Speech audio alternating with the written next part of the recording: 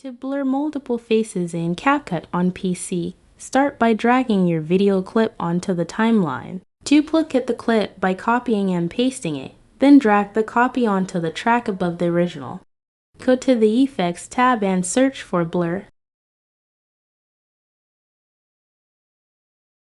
Drag and drop a blur effect onto the duplicated clip to apply it. With the duplicated clip selected, go to Video Mask and click Add Mask.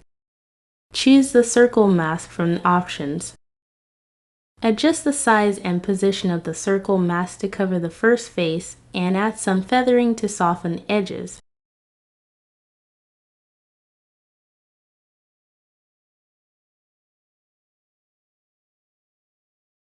Then click the plus sign to add a second mask. Adjust its size and position to cover the next face and add feathering as well.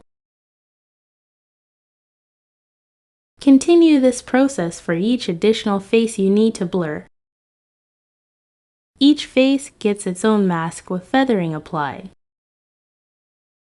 Your video now has multiple faces blurred simultaneously.